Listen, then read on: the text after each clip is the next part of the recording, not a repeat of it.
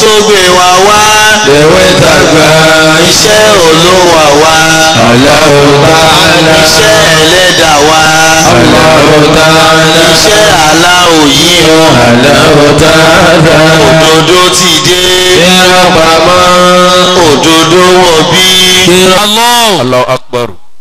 Allah. Allahu Akbar. Allah. Allahu Akbar kabira. Allah la ilaha illa huwa al-hayyul qayyum. لا تأخذه سنة ولا نوم له ما في السماوات وما في الأرض من ذا الذي يشفع عنده ولا بإذنه يعلم ما بين أيديهم وما خلفهم ولا يأتون بشيء من علمه إلا بما شاء وسع كرسيه السماوات والأرض ولا يؤوده حفظهما وهو العلي العظيم. والصلاة محمد صلى الله عليه وسلم وعلى آله وصحبه من نعم.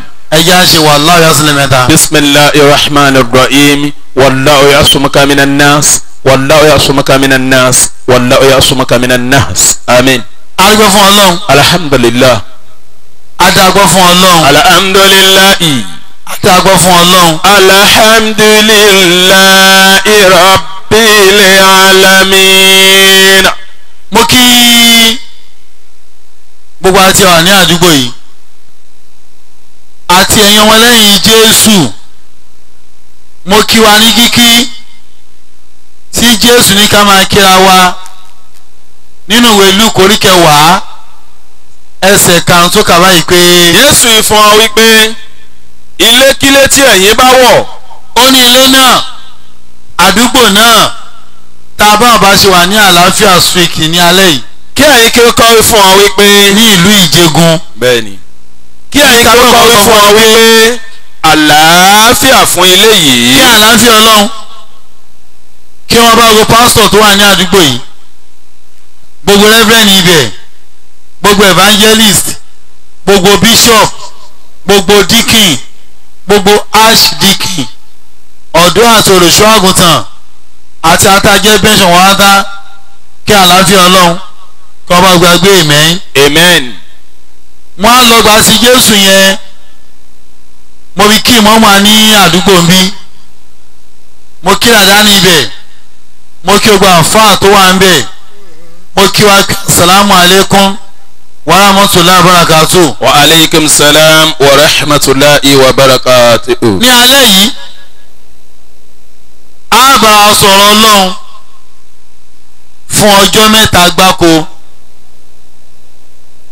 èní ni ọjọ́ àkọ́kọ́, ọ̀la máa jẹ́ ọjọ́ ẹlẹ́ẹ̀kejì, ìjọ sátidé mọ́júmọ́ sunday a máa jẹ́ ọjọ́ ẹlẹ́ẹ̀kẹta. bá a ṣe máa ń ṣe ni pé a máa lo bíbélì àti kùránì láti fi sọ̀rọ̀. wọ́n lè jẹ́ kó yẹ pé ní àdúgbò yìí náà alàgbà kan náà wà, pásítọ̀ ni wọ́n, àwọn náà máa ń lo bíbélì àti àlùkùránì ọ̀dà bá láti fi ṣe wàásù. ọbẹ̀ ta bá. àwọn lè rí i pé ìjọ ti ń sọ kò fàjà, a kò lè má gbọ́ wọn yé torí pé lọ́dọ̀ gbogbo muslim kò sí christian tó lè understand the Kùránì gẹ́bí muslim tó láwọn la ní. bákan náà làwọn christian náà gbàgbọ́ wípé kò sí muslim tó lè understand the bible tó àwọn táwọn jẹ́ christian. ó nọ́mà aláàní gbé ara ga ó nọ́mà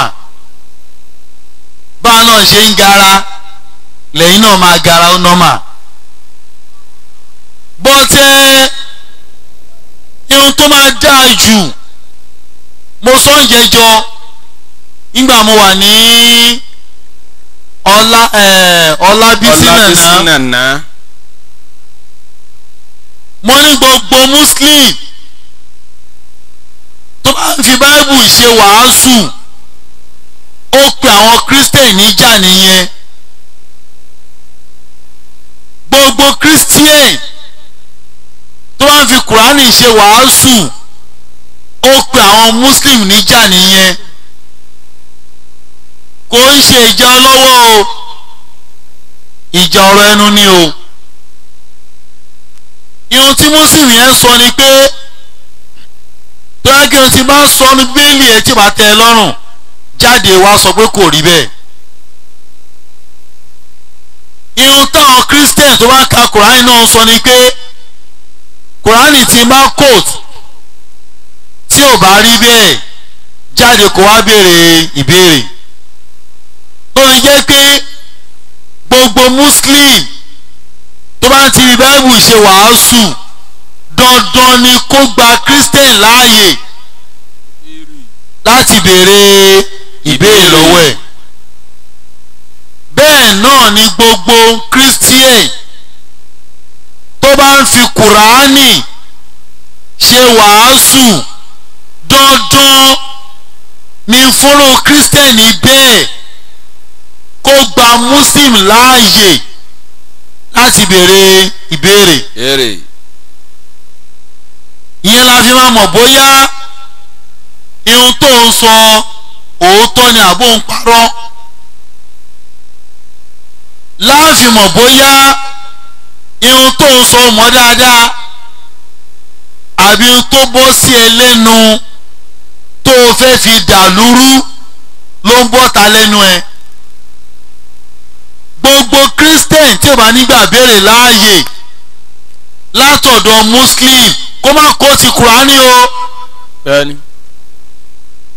Gbogbo Muslim tí ò bá nígbà ìbéèrè láàyè kó má kó ti Bíbélì o. Tó o bá fẹ́ dá wàhálà lẹ̀ tápá ò ní ká. Mo ní lálẹ́ yìí àwọn máa kó ti Bíbélì. Àwa gba gbogbo Christian tó aládùúgbò yìí àti àwọn àdúgbò míì náà tá a lè invite wá tápá tiwa ò bá ká wá béèrè ìbéèrè. Tó bá lè jẹ́ pé ìwọ wò pé no mi ò béèrè béèrè mo fẹ́ ká jọ sọ àsọyé pọ̀. Dáyálọ́gì. Àyè yẹn náà tún wà. Àyè ẹ̀ wọ́. Àgbà yẹn náà wọlé. Ìyẹn ò ní wá jálẹ̀ yìí. Kò ní jẹ́ alẹ́ ọ̀la.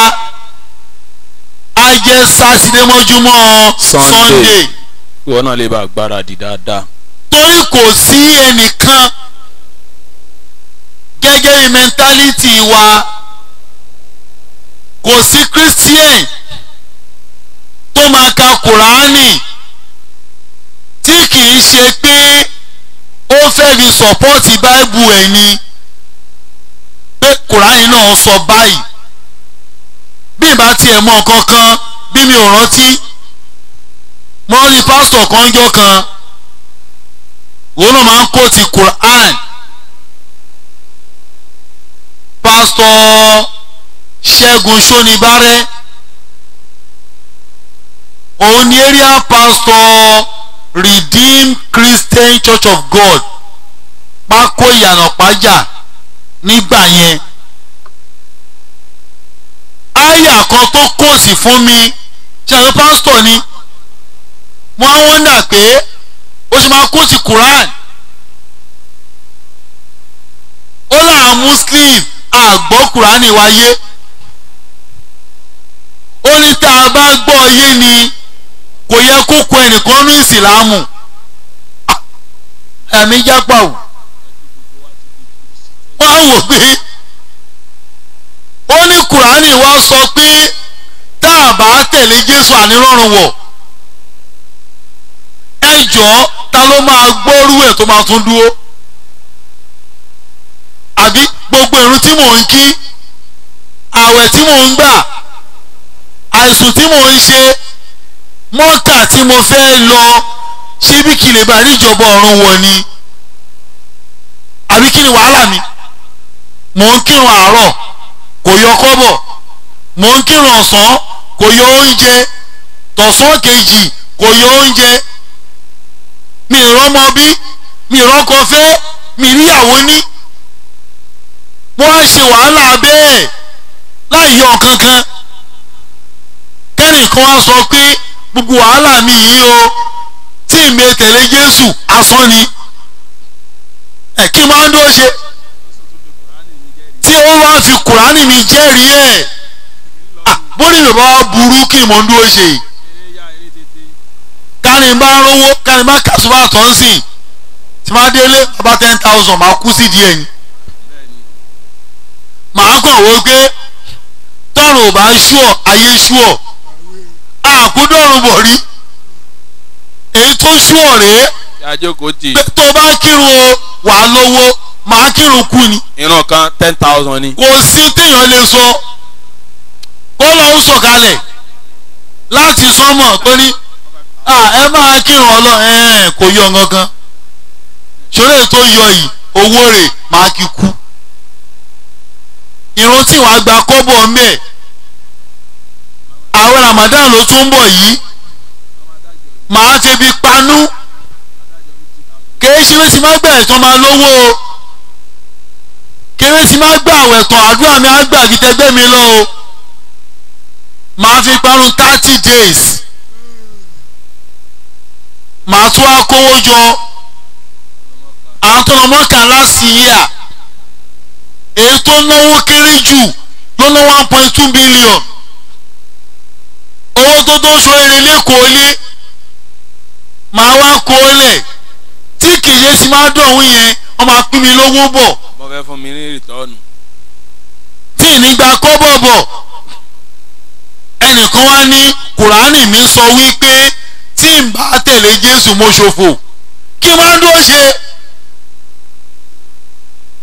kí mo rí gbà mẹ́ mi rí kan jẹ́ mẹ́ ẹ̀sùn wá dáa kẹsì àwọn máa kó mọ́ṣáláṣí ní kí máa dáa ná ṣé máa tún dúró pé mo ṣàròwó yín kó ná tún dáwó sí mi lọ́wọ́ báńkì rẹ̀ tó ń kówó sí kí máa ń dúró ṣe. ó kó ti Quran chapter 3 Quran orí kẹta ẹsẹ̀ 55 tó sọ pé. أعوذ بالله من الشيطان الرجيم بسم الله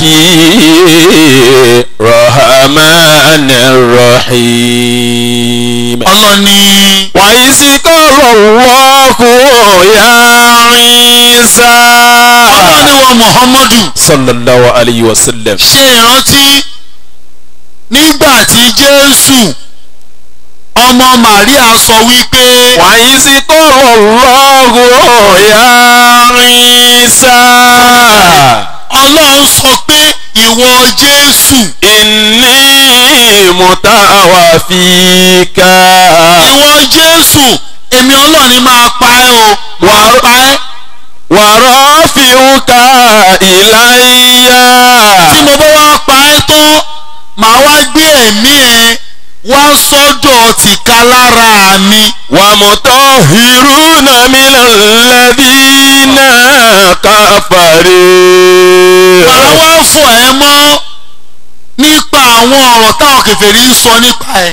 وجاهل الذين اتبعوك فوق الذين كفروا màá wá gbé gbogbo ẹni tó bá tẹ̀lé ẹ gbogbo ẹni tó bá tẹ̀lé ìwọ Jésù màá gbé wọn kọjá àwọn tí ò tẹ̀lé ẹ. وجاعل الذين اتبعوك فوق الذين كفروا إلى المصير إلى يوم القيامة.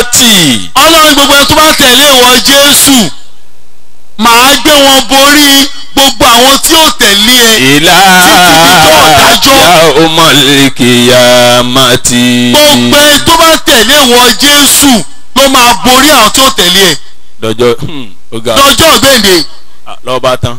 ṣó tán. wà áyínà bá ká. kí wàá ní ìṣòro mi ọlọ́run náà tó bá tẹ̀lé Jésù o. wàjà ìlú lẹ́dínà tàbàwùká fọ́kọ̀ lẹ́dínà káfọ́rí ìlà yaumil qiyamati. gbogbo ẹ tó bá tẹ̀lé ìwọ Jésù. ìlú lẹ́dínà tàbàwùká fọ́kọ̀ lẹ́dínà káfọ́rí. gbogbo ẹ tó bá tẹ̀lé ìwọ Jésù ni màá gbé borí àwọn tí ó gbà ẹ́ gbọ́. ìlà yaumil qiyamati. ó túmọ̀ sí wípé àwọn ọmọlẹ́yìn Jésù náà máa borí dọjọ́ ìdájọ́. Kùránì ló sọ bẹ́ẹ̀ o. kí lèmi àti ẹ wá ń dúró ṣe ní ìsìlámù. ẹ̀ka ti lọ tipẹ́. kí láǹfààní wa àwọn àáfàá ló ń tàn wá àbí ká sì dúró ká máa kírun ká máa yan zaka ká máa gba àwẹ̀ ká máa wéṣọ lọ sí mọ́kà ká máa mọ Ọlọ́run lẹ́yọ kan nígbà tó jẹ́ wípé àwọn tó bá tẹ̀lé Jésù wàjà ìlúlẹ̀dínà tábàwùká fọ́kọ̀ lẹ́dínà káfàrú ìlà yaumil qiyamah. dàtí sòsé àwọn Christian lọ́lọ́ máa gbé borí Muslim dọjọ́ ògbéǹde. àbí túmọ̀ ẹ̀kọ́ nìyẹn. ó yé mi báyìí. tabadẹ̀ wáyé lénìí lóòótọ́ ta ló rúlu ayé Christian ló rúlu ayé. bẹ́ẹ̀ni. abẹ́ẹ̀kọ́. bẹ́ẹ̀ni. ẹjọ́ ṣáyà yóò jọra wọn. jọgá tí kò jọgá dé. kí la wá ń kírun fún kí láǹfààní Islam tá à ń ṣe. ṣé wọ́n á kó tẹ́lẹ̀ fọ́mọ ẹ ní skul kò ní di Christian. àbí. bọ́ ṣé túmọ̀ ẹ̀ nìyẹn ṣá. náà ṣàkó clear bá a kà yóò bá lọ bóyá ọgbẹ́ àmì tútù kùtù. sì rántí. ẹ máa gbọ́ o. nígbà tí Olúwa Ọlọ́run sọ wípé. ẹ máa gbọ́ o. ìwọ Jésù. ìwọ Jésù. èmi Olúwa yóò pa ọ́. máa pa ẹ́. màá sì gbé ẹ wá sí ọ̀dọ̀ èmi tìkálára mi. tó bá kú tán màá yọ ẹ̀mí ẹ wá sọ́dọ̀ Ọlọ́run. wọ́n sì fọ̀ ẹ́ mọ́ kúrò nínú gbogbo ìsọkúsọ àwọn aláìgbàgbọ́. èmi ó sì gbé àwọn tí ó bá tẹ̀lé ọ lékè. àwọn tó bá tẹ̀lé ìwọ Jésù. màá gbé wọn lékè àwọn tí ó ṣe àìgbàgbọ́. màá gbé wọn lékè àwọn tí ó gbà ẹ́ gbọ́. títí di ọjọ́ àgbéǹde. ṣùgbọ́n àyà ẹnìyẹn o kí la wá ṣe ní ìsìlámù ṣé kò clear ló clear náà bọ̀ kí ni ìtumọ̀ ọ̀rọ̀ yìí kò sí pásítọ̀ tó máa kà á tí ò ní gbé kalẹ̀ bẹ́ẹ̀. bẹ́ẹ̀ni. tó bá dẹ̀ délé wàá bá bẹ́ẹ̀ bó lè ṣe rí nìyẹn but àwọn wo lọ́lọ́run ń bá wí. ọ̀làlá ìgbàgbọ́ yẹn. bí tí mo ti máa yá nìyẹn o. analysis rèé. tí mo ti máa kí ni tí mo ti máa yá. ṣàlàyé ẹ̀. àwọn wo ni àyà yẹn ń bá wí. àwọn olùgbàgbọ́. àwọn wo lọmọlẹ́yìn Jésù. àwọn òsìlálá ìgbàgbọ́ rẹ̀. àwọn wo ni ò gbà gbọ́. ṣé àgbọ̀nà méjì nìyẹn. màá gbé àwọn tó bá tẹ̀lé ẹ borí àwọn tí ó ṣe àìgbàgbọ́ sí ẹ dọjọ́ ìdájọ́. àwọn wo ni ò gba Jésù gbọ́ àwọn wo ló gbà á gbọ́. wàá wá lọ ka Kùránì yẹn Kùránì yẹn kan náà ni o chapter kan náà ni o verse ló wá yàtọ̀ torí ṣe rí Quran kò sí pásítọ̀ náà láyé tá a wà yìí tó lè kà á tó lè fi ṣe wàásù tó lè yé ṣẹlẹ̀ tó bá kà ní kà pé mo fẹ́ mọ tó wà nú ẹ̀ ló lè yé èyí tó fẹ́ kà ní kà pé mo fẹ́ gbà kí ni sọ̀pọ́ọ̀tì tí mò ń ṣe kò lè yé láéláé ẹ gbọ́ mi yé. àgbọ́yé. mo ní pásítọ̀ tó bá ka Quran tó fẹ́ mọ ohun tó wà ń bẹ̀ àgbọ́yé tó bá lè fi máa kà á tán dandan ni kó di muslim kò tó bẹ́ẹ̀ tó lọ́ máa yé dáadáa. èyí tó ń jẹ́ káwọn kírísítẹ́nì máa di muslim ní ìlú òyìnbó nìyẹn. bóyá ti gbọ́ latest aṣẹ̀ra mọ́ṣáláṣí kan ní ṣé London àbíbo Roman Catholic ló tà. very big mosque. mosque ńlá ṣọ́ọ̀ṣì ńlá ni o wọ́n ní ẹ̀yin muslim ẹ̀ wá rà ẹ̀sìn yìí ti sú wa. àti pásítọ̀ àtọmọ ọjọ́ wọn lè di muslim bámbám. bẹ́ẹ̀ni wọ́n dẹ̀ sign ní gbogbo pépà. wọ́n dẹ̀ sign papers pé àtòkù àtàyè ṣọ́ọ̀ṣì ó di tiwa. Kùránì ni pásítọ̀ ká o. bẹ́ẹ̀ni. ó kà á pẹ̀lú sincerity. sí ẹ̀mí tọ́mọ. pé mo fẹ́ mọ tó wà nù ìwé yìí. mo fẹ́ mọ ẹ̀mí tó pamọ́ sínú ìwé yìí. náà ṣe kàtọ́mi di muslim. so tí kìsìtẹ̀ bá ka Kùránì kò ń ṣẹ̀ṣẹ̀ o. bọ̀ kí ló ń kà á lé lórí. ṣó ń kà á kó lè yé ni àbò ń kà á láti fi sọpọ́ọ̀tì ẹ̀sìn ẹ̀ ìyẹn ni ò ní yé. bó máa ń lọ ni pé wá gbé Kùránì yẹn láti Kùránì 3 yẹn kan náà ni àwọn wo lọ́lọ́run ń bá wí. Quran chapter 3 verse 52 ló ti bẹ̀rẹ̀ lóbi dé 55. falamma ahasa Isa min umri kufura. ṣé àgbẹ̀ 52 53 ló 55 ló ti gbé. bẹ́ẹ̀ni. 52 lọ̀rọ̀ ti bẹ̀rẹ̀ níjọ́ náà lọ́hùn ṣé àgbẹ̀ Muhammadu ò sí mbẹ̀. sallallahu alayhi wa sallam. ọlọ́run ló rí kọ́ ló ròyìn tó ṣẹlẹ̀ fún Muhammadu. sallallahu alayhi wa sallam. pé wọn ò tí ì dé o torí ọdún tó wà láàrin Jésù àti Muhammadu sallallahu alayhi wa sallam. 100 ọdún mẹ́fà gbáko ni 600 years. so Muhammadu ti ẹ̀ gbóòórùn Jésù rárá. ọlọ́run ló wá rí kọ̀lẹ́ẹ̀tì tó ṣẹlẹ̀ nígbà yẹn fún Muhammadu. sallallahu alayhi wa sallam. ọlọ́wà níjọ́ kan Jésù pé àwọn lẹ́yìn ẹ̀jọ́. falamma ahasa Isa min umri kufura. nígbà tí Jésù ṣe àkíyèsí àìgbàgbọ́ ó rí i pé àwọn ọmọlẹ́yìn yẹn ìgbàgbọ́ wọn ò kún tó wọn ò ní gbàgbọ́ tó gẹ́gẹ́ bí ohun tó ṣẹlẹ̀ nínú Matthew chapter 17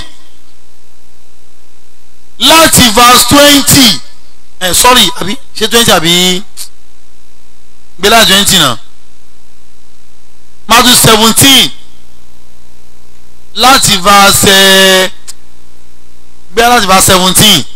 17. gbé láti bẹ̀. naam.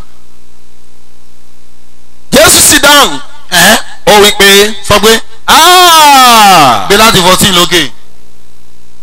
nígbà tí wọ́n sì dé ọ̀dọ̀ ìjọ ènìyàn. gbé láti 15.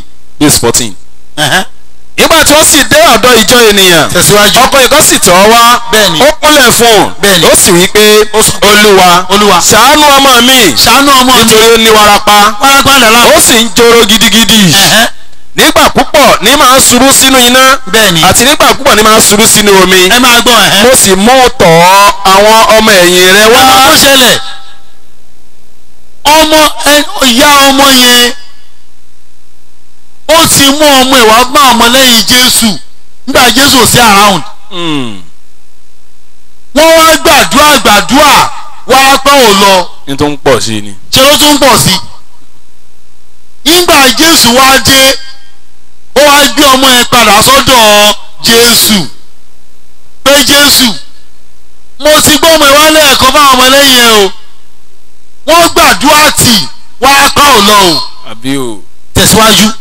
mo sì mú tọ̀ àwọn ọmọ ẹ̀yìn rẹ̀ wá. mo ti gbé wá tẹ́lẹ̀. wọn kò sì lè mú un lára dá. Peter ò lè ṣe é. Matthew ò lè ṣe é. bẹ́ẹ̀ni Jọ̀ọ́nù sá.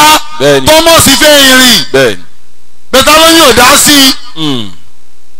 Judas ò lè ṣe yankan. ni mo ṣe gbé pọ́ báwọn náà o. Jésù sì dáhùn wípé. Jésù á dá lóhùn wípé. ìran aláìgbàgbọ́ àti àrékérekè yìí. ìran aláìgbàgbọ́ àti àrékérekè yìí. irú ìrànwọ́ rèé ẹ̀ túbọ̀ náà ń gbọ́ àẹ̀dá. èmi ò ti bá yín gbé pẹ́ tó. ẹ ọmọlẹ́yìn mi mo pé láàrin yín díẹ̀. èmi ò sì ti mú sùúrù fún yín pẹ́ tó. kílẹ̀ tó fẹ́ kí n ṣe mo kọ́ yín bó ṣe ń gbàdúrà mo kọ́ yín bó ṣe ń gbàgbọ́ mo kọ́ yín. ọ̀pọ̀ hàn ẹ lè dáwọ́ wárápá lásánlásán ẹ lè lé wárápá jáde lára èèyàn lásánlásán ó lè ṣe tì. ṣé Jésù bínú kanlẹ̀ ni. bẹ́ẹ̀ni. ó rí i pé wọn ò tí ì gbàgbọ́ tẹ̀síwájú. ó sì wí pé. ó sọ pé. bí ọmọ náà tọ̀ mí wá nísinsìnyí. ó ti já ó ti bàjẹ́ mi ò mọ̀ ó ti bàjẹ́ ó ti já gbogbo ẹlẹ́fẹ́ gbọ́ ó ti já jàre tẹ̀síwájú. bí ọmọ náà tọ̀ mí wá níhìn-ín sísìn. Jésù á ní ohun tó ṣẹlẹ̀ ọmọ tí wàá bá ṣe yẹn ẹ gbé wá bá mi. nígbà náà Jésù sì bá a wí. Jésù á ní ìwọ Ọlọ́run o mo gbẹnu ẹ pàṣẹ wárápá ó yá get out. ẹ̀mí èṣù náà sì jáde kúrò lára rẹ̀. Jésù ṣe rúkìá fún ọmọ yẹn wákàtí bọ́ta lára. a sì mú ọmọ náà lára dá ní wákàtí kan náà. lọ́wọ́ bá wà ókè ẹ máa gbọ́ tẹ̀síwájú. nígbà náà ni àwọn ọmọlẹ́yìn Jésù sì tọ̀ ọ́ wá. wọ́n ní ọ̀gá lẹ́yìn. ṣé ọ̀pọ̀ owó wa ọwọ́ bá a lẹ́yìn tó owó wa o. wọ́n sì bí wípé. wọ́n bí wípé. èé ṣe. kí ló dé. tí àwa kò lè fi ilé jáde.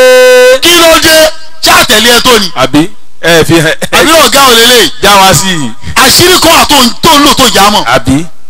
kí lè bá ká inú ọ̀gá ò ní tiẹ̀. owó wa nà ó. ọ̀njẹ́ spiritual. àti gbàdúrà pa kò lọ.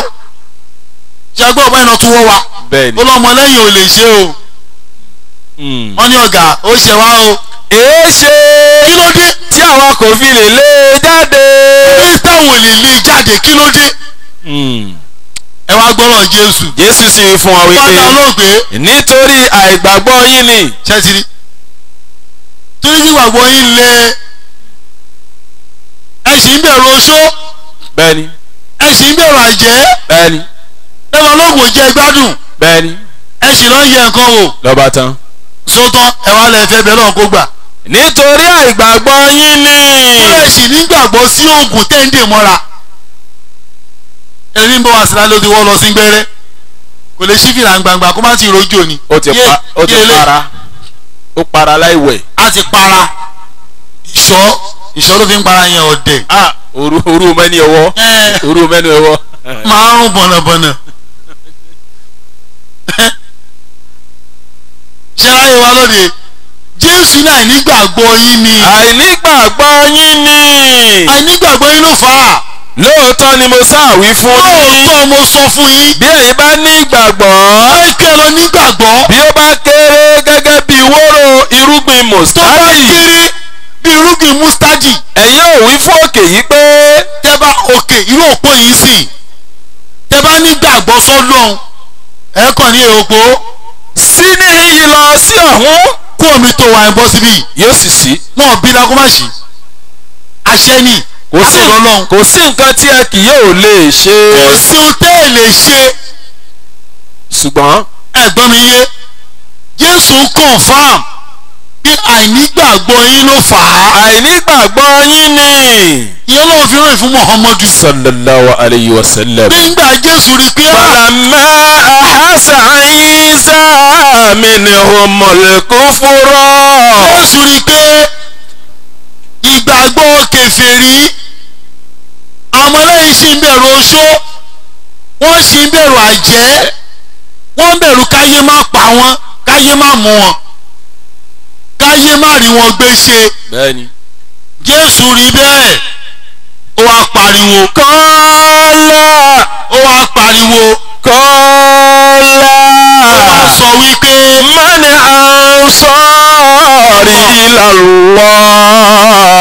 ẹ̀yin ọmọlẹ́yìn mi o. mani ansari ilallah. ẹ̀yin ọmọlẹ́yìn mi o. ta ló máa ràn mí lọ́wọ́? ta ló máa dúró di tíṣẹ́ Ọlọ́run? mani ansari ilallah. tani nínú yín tí ó dúró tíṣẹ́ Ọlọ́run? mani ansari ilallah. tálájọ́ máa lọ sójú ogun ẹ̀sìn. ansari ilallah. tálájọ́ máa wàásù káàkiri ayé. kọ́lá. kọ́lá la àwárí yìí náà. àwọn ọmọlẹ́yìn 12 làwọn bá sọ fún. nahnu ansarullah. wọ́n ní Jésù má wọ̀rì àwa ti gbọ́ náà gbọ́ ní ìsìn. kọ́lá la àwárí yìí náà nahnu ansarullah. àwa la máa ránṣẹ́ Ọlọ́run lọ́wọ́. kọ́lá la àwárí yìí náà nahnu ansarullah. àbẹ̀rù àìjẹ́mọ́ lẹ́bọ̀ ológun ò já wa láyà mọ́ fọwọ́. nahnu ansarullah. àwa tó rí yìí o àwa máa dúró ti ṣe Ọlọ́run. nahnu ansarullah. àwa máa dúró ti ṣe Ọlọ́run o. fọkànbalẹ̀ ẹ jókòó wọn dúró lé wáyà yẹn ni. nahnu ansarullah. àwa la máa ránṣẹ́ Ọlọ́run lọ́wọ́ o. amanna billahi. láti èní lọ àbẹ̀rù oṣó mọ́. billahi. àwọn ọmọlẹ́yìn 12 látòrí Pétérù lórí Judas Iscariot lọ fún Jésù lésì pé amanna billahi. láti èní lọ àwa ti gbọ́ Ọlọ́run gbọ́. amanna billahi. àbẹ̀rù oṣó mọ́ àbẹ̀rù àjẹmọ́ àbẹ̀rù ayé Ọlọ́run nìkan la bẹ̀rù látẹ̀rí lọ. washhadi bi anna muslimun. wá jẹ́rìí wa tó bá lọ́dọ̀ Ọlọ́run pé àwa tó rí yìí o a sì jẹ́ muslim mùsùlùmí ni wá o látòrí Pétérù lórí Judas Iscariot muslim ni wọ́n. àwọn Ọlọ́run rí fáà sí. وجاعل الذين تبعوك فوق الذين كفروا إلى يوم القيامة. إلى يوم القيامة. àwọn tó tẹ̀lé Jésù tó gbà fún Jésù 12 ni wọ́n. àwọn tó kù kọ̀ Jésù ni nínú John chapter 1 verse 11 tó sọ pé. Jésù tọ̀ àwọn tiẹ̀ wá. Jésù tọ̀ àwọn tá a rán sí wá. ṣùgbọ́n wọn kò gbà á. wọn ò gba Jésù. gẹ̀ẹ́sì ẹ̀ àwọn tá a jẹ́ òsì gangan ṣe náà kọ̀ Jésù. ihun tí ò yẹ ayé rè. ajábá ẹ̀ mọ́ yàrá ìgbẹ́ ẹ̀yà òjòwò.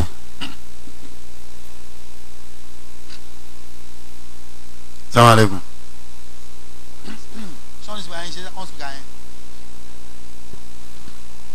mo ní àwọn tó lọ́hún bá wí nínú àyà yẹn.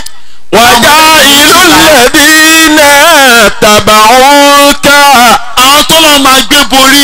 ọkọ̀ lẹ́dínà káfàrí ìlà yaumil-qiyamati. àwọn wo ni ọmọlẹ́yìn àwọn wo ni ò gba Jésù gbọ́. ṣé láwọn 12 tó tẹ̀lé Jésù lójú ayé ẹ̀ àwọn ni Ọlọ́run máa gbé borí àwọn ọmọ Ísírẹ́lì tó kọ̀ Jésù. ẹ gẹ́ẹ̀tì mi méjìlá ni wọ́n àwọn ọlọ́run máa lò ló máa gbé jẹrí àwọn tí ó gbàgbọ́. millions tó kọ Jésù torí pé àrán Jésù sí gbogbo àgbáńlá ayé mo ní mo fẹ́ fẹ́ dáadáa ó lè bá yé wa ṣe rí àwọn Christian I'm sorry ọmọ Jésù rí o abájọ màá là o àyè ìbéèrè wà o àyè wà inshallah. torí nínú Matthew chapter 15 verse 24 ẹgbọ́n tí Jésù wí. Jésù fún wa wípé a kò rán mi. a kò rán mi. bí kò ṣe sí àwọn àgùntàn ilé Ísírẹ́lì tó sọnù. kò kàn wá o. pàápàá. Jésù òkun àgbáńlá ayé o. ọmọ Ísírẹ́lì tí ò mọ Ọlọ́run la rán Jésù sí. kí ló dé tí sọ̀rọ̀ kan ń bẹ̀ nínú John chapter 4 nígbà tó wà ní etí kànga Jákọ́bù láti verse 20 to 24 ẹgbọ́n tó wí to 22 jàre. John chapter 4. bẹ́ẹ̀ni from verse 20. náà Jésù sì dáhùn. ẹ máa gbọ́ o. ó wí pé. ní tó ṣe ẹjọ́ náà ni pé àwọn bá. Jésù wà nídìí kànga Jákọ́bù ebi wá ń pa Jésù àtàwọn lẹ́yìn ẹ̀ ó wá rán wọn lóúnjẹ òun dó kán gbóúnjẹ dé ó kàn rí obìnrin kan tó wá fọ mínú kànga yẹn ni ògbẹ́dẹ̀ ń gbẹ Jésù tó wá ní Jésù wá ní obìnrin ó dẹ̀ fún mi lómi obìnrin yẹn ní a lè fún ẹ lómi torí Júù lẹ́yìn Samaria làwa ẹ̀ẹ́dẹ̀ kì í bá wa ṣe àánú kì í bá yín ṣe Jésù á ní dúró ọkọ ò sí ilé ọkọ o ó ní mo lọ́kọ Jésù ní olọ́kọ lóòótọ́ ṣùgbọ́n ọkọ márùn ló ti fẹ́ ó dẹ̀ sí ilé kankan nù wọn ẹ̀rù wá bá obìnrin yẹn pé báwo ló ṣe mọ sórí ìgbésí ayé mi obìnrin ní wòlíì Ọlọ́run ni wọ́n yí o tó fi mọ̀ tán wípé márùn mo ti fẹ́ rí tí ilẹ̀ sí ilé kankan nù wọn wòlíì ni ẹ obìnrin wa ní ẹ wá ọ̀gá mo ní ìbéèrè kan tó máa ń rú mi lójú o tẹ̀síwájú. obìnrin náà sì wí pé. ó wá sọ ń Jésù pé. àwọn bàbá wa ń sìn lórí òkè yìí. ìbéèrè mi ni pé ṣé òkè tó wọ́n lọ ọkàn yìí ibẹ̀ láti máa ń jọ́sìn fọlọ́run ti wá. ẹ̀yin sì wí pé. ẹ̀yin Júù wá sọ wípé. Jerúsálẹ́mù níbi tí ó yẹ tí a bá ti máa sìn. Jerúsálẹ́mù ló yẹ ká ti máa lọ sí lọ́hùn. Jésù sì wí fún un pé. Jésù wá dá a lóhùn wípé. gbà mí gbọ́ arábìnrin yìí. gbà mí gbọ́ obìnrin yìí o. wákàtí náà ń bọ̀. wákàtí náà ń bọ̀. nígbà tí kì yóò ṣe lórí òkè yìí. ẹ ní sí lọ́hùn lórí òkè yìí mọ́. tàbí Jerúsálẹ́mù. ẹ̀ẹ́dẹ̀ ní sí Jerúsálẹ́mù. ni ẹ̀yin ò ti máa sìn bàbá. ẹ̀ ní sí lọ́hùn bẹ́ẹ̀ rárá. nítorí ẹ̀yin ń ṣe ohun tí ẹ̀yin kò mọ̀. nítorí kẹ́yìn Samaria ẹ̀yin ń sin ohun tí ẹ̀yin kò mọ̀. àwa sì ń sin ohun tí àwa mọ̀. àwa Júù àwa ń sin ohun tí àwa mọ̀. nítorí ìgbà láti ọ̀dọ̀ Júù. tẹ̀síwájú. àwọn Júù wá. àbòsí tí Báíbù wa ṣe lélẹ́yìí tí ọ̀dọ̀ Júù wá kẹ̀ kò sí ohun tó jọ tẹ́ bá lọ wo King James version. we worship what you worship what you don't know. ẹ̀mọ́ tí Àjàyí Crowther ṣe Àjàyí Crowther mọ̀ wípé tóun bá tú u bẹ́ẹ̀ ayé ò ní jẹ́ Christian lẹ̀ yóò bá láéláé ó wá mọ̀ ọ́ mọ̀ ó tú ká lè bá tẹ̀lé Jésù torí King James tó fi tú ìtú à ń bẹ̀ ni pé. you worship what you don't know. ẹ̀yin ń sin ohun tí ẹ̀yin kò mọ̀. But we worship what we know. àwa ń sọ ohun tí àwa mọ̀. Because salvation is of the Jew. ìgbàlà tèmi Jésù mú wá ti àwọn Júù ni kò ń ṣe látọ̀dọ̀ Júù. Kì í ṣe from. ṣe látọ̀dọ̀ ni pé màá bẹ̀ nílẹ̀ Júù màá jáde ságbàlá ayé irọ́ o. lẹ́yìn King James version Revised Standard Version from the Jew ló sọ. kódà Bible àwọn Jehovah Witness from the Jew ló kọ. bọ́n tó wà mẹ́rin pé ìgbàlà tí mo mú wá o ti àwọn Júù ni. ká lè mọ̀ wípé àwọn tó lọ rí fáà sínú Quran chapter 3 yẹn. wàjà ìlú lẹ́dínà tàbàwùkà fọ́kọ̀ lẹ́dínà káfàrí ìlàyà òmìnirikìyàmàtì. àwọn tá a máa gbé jẹrí àwọn tí ò gba Jésù gbọ́ di ọjọ́ ìdájọ́ làwọn ọmọlẹ́yìn méjìlá Jésù. àwọn tó lè máa borí wọn làwọn Júù àwọn ọmọ Ísírẹ́lì tààrán Jésù sí tọkọ̀. kò kún àwa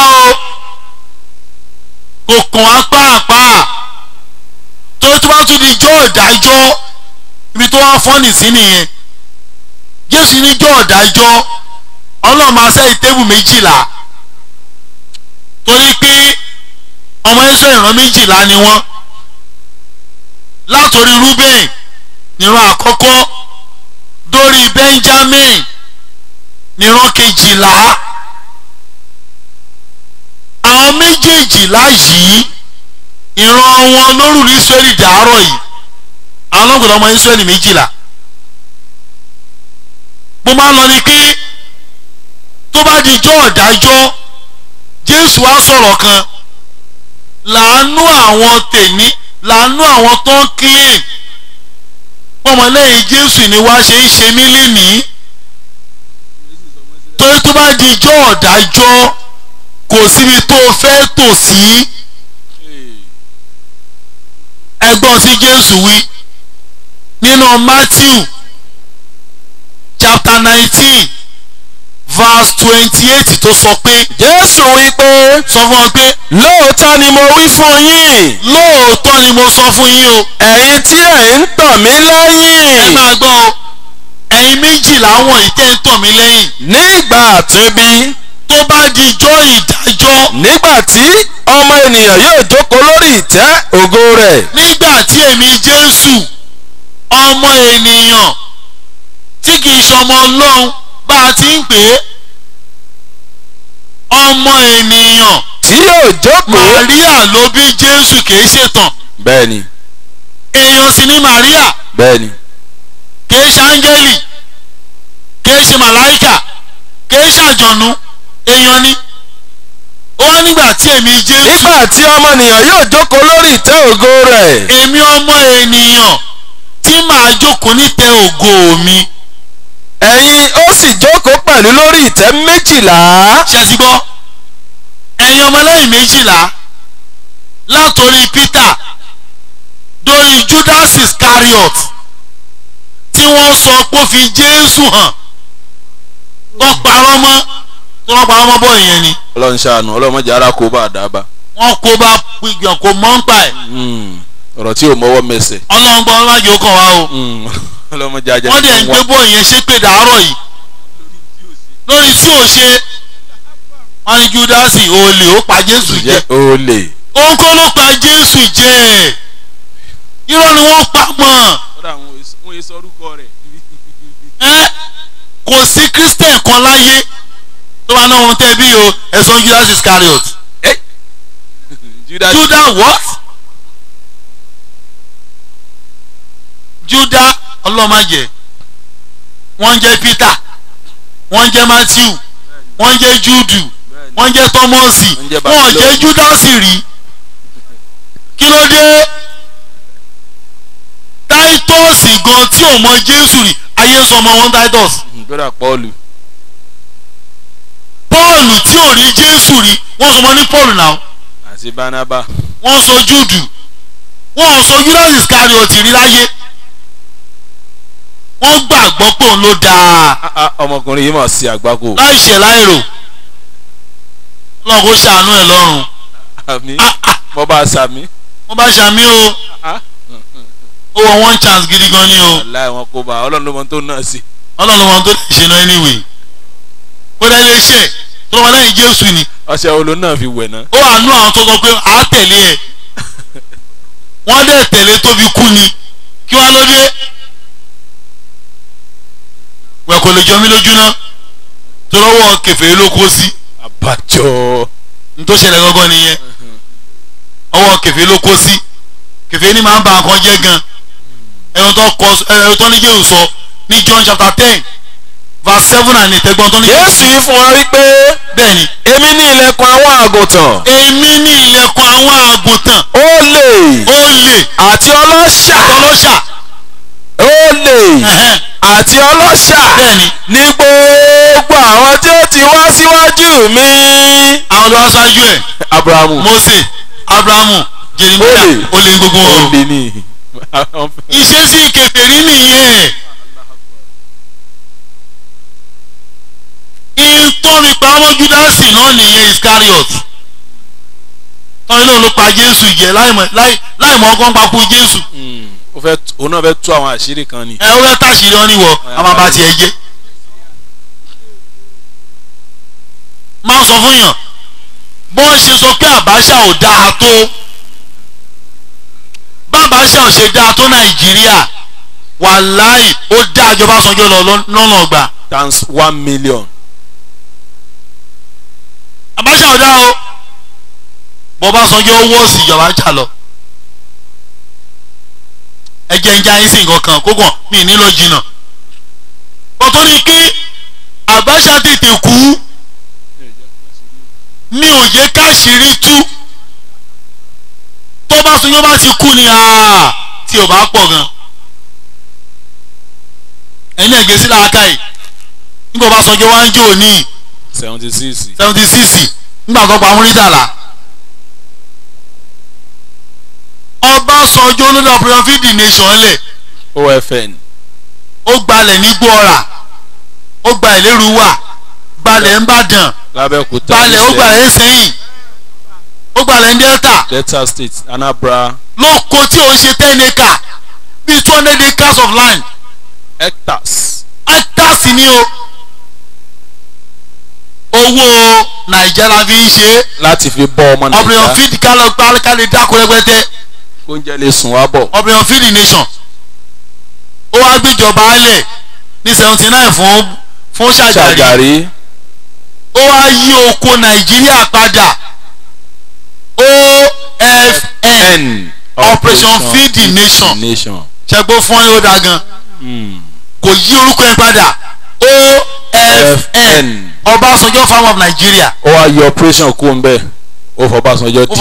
ó yọ operation kú o ó wá fi feed ó sọ di farm. bẹ́ẹ̀ni. Nigeria NOFN náà ni. bẹ́ẹ̀ni. gbogbo kó yẹn dàárọ̀ yìí Ọbásanjọ́ ló ń jẹ. o ti sọ di personal property. wọ́n bá ti parí oko wọ́n tà sí abroad tà sí London tà sí America. owó rẹ̀ àpò rẹ̀. kò wá sí FCC ẹyọ kan tó bè lọ́yẹ̀ dàárọ̀ yìí. dàárọ̀ yìí ni o olóńdówó ẹ̀ náà owó gbogbo Nàìjíríà wọ́n lè bí lè kí l'Abacha wá ṣe o. àbí. nígbà t'Abacha wà láyé Abacha bá petrol ní 11 naira per litres. bẹ́ẹ̀ nígbà tó dé njọ́ náà lọ́hùn. wọ́n ń ta dọ́là ní 82 naira per dollar láyé Abacha fún ọdún 5 gbáko kò fowó kówó epo tó fi kú. bẹ́ẹ̀ni. 11 naira lára. bẹ́ẹ̀ni. dọ́là òkú ní 82 naira. bẹ́ẹ̀ni. láyé Abacha tí ò dá o. bẹ́ẹ̀ni búrẹ́dì ń gbà yẹn 15 naira ni. ní ọ̀dà búrẹ́dì. ìdajì 750. búrẹ́dì owó 15 naira rí láyé Abacha. bẹ́ẹ̀ni bàtà slippers ń gbà yẹn. Abacha ò sì dá o. àbí Ọbásanjọ́ wá dé láti 11 naira ó sọ was 22 naira straight. 20 to 34. 30 to 65. 65 to 70. Àbí? Ó wá fẹ́ kú olórí ọbẹ̀ fẹ́ mi sí. Kí la ṣe? Ṣé bá ṣàṣetó ìṣàtẹ̀mí gbèsègbè? àbí o. Kí ni Judas ṣe tẹ̀ fi ń gbèsègbè? Kò mọ́ gbákú Jésù náà. Wọ́n àṣálẹ̀ ẹ̀kọ́ nìyẹn ní anyway. ẹ̀yin tí ẹ̀ ń tàn mí lẹ́yìn. Jésù á tún bá di ijó ọ̀dájọ́. ní ìgbà àtúnbí. Nígbà àtúnbí. tí ọmọnìyàn yóò jókòó lórí ìtẹ́ ògo rẹ̀. Jésù á jókòó lórí ìtẹ́ ògo rẹ̀. ẹ̀yin náà sì jókòó lórí ìtẹ́ méjìlá. Ẹ̀yin méjìlá wọ̀nyí ẹ máa jókòó sórí ìtẹ́ méjìlá. ẹ ó sì máa ṣe ìdájọ́ ẹ̀yà Ísírẹ́lì méjìlá. Ẹ máa wá ṣe ẹ̀yà ìdájọ́ Ísírẹ́lì méjìlá. péré. That is to say, ìran Rúbẹ́n wọ́n á tò síwájú Peter lọ́jọ́ ìdájọ́. Ísírẹ́lì gbogbo wọn. Jésù àwọn jòkó sọ́wọ́ òkè báyìí. Tó gbogbo ànábì kọ̀ọ̀kan náà ní fọ́lọ́à. Mọ̀hámọ́dù nìkan sallallahu alayhi wa sallam. ló ní gbogbo ayé. Gbogbo ayé lòun ni. Ọmọlẹ́yìn mọ́mọ́ ò ló ń kà. Àwọn sàábí ò ló ń kà lójú ayé ẹ̀. Torí pé gbogbo ayé la rán Mọ̀hámọ́dù sí. sallallahu alayhi wa sallam. Bọ̀ Jésù àrùn kọjá ilẹ̀ Ísírẹ́lì ló ṣe yan èèyàn méjìlá. Ìran kan fún ìran kan ni.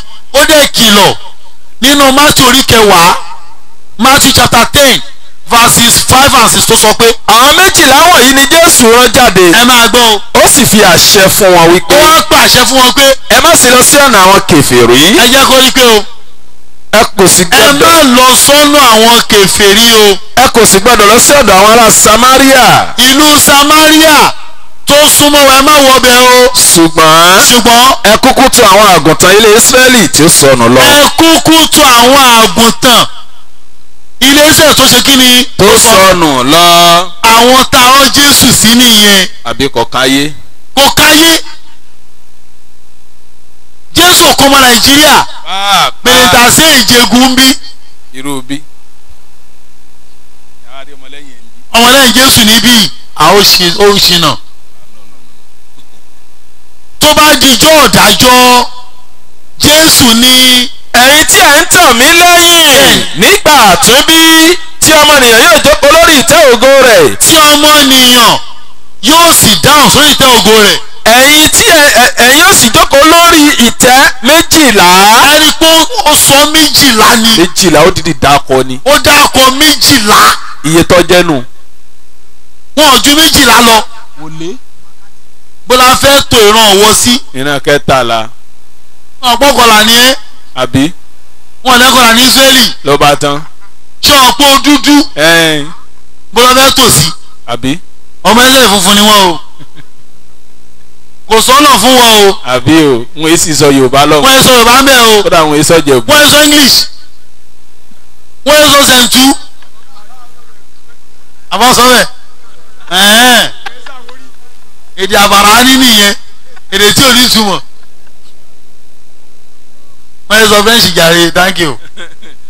ẹ̀yin ó sì jókòó lórí ìtẹ́ méjìlá. Ẹ máa jókòó lórí ìtẹ́ méjìlá. ẹ ó sì máa ṣe ìdájọ́ ẹ̀yà Ísírẹ́lì méjìlá. Ó tán o. Àwọn tó máa ṣe àkáǹtì ọmọ Ísírẹ́lì méjìlá ni wọ́n kókó wọ̀. Táwọn yóò ṣe àkáǹtì àwọn Christian tó wà láyé. Ẹ mọ tó fọ́nì.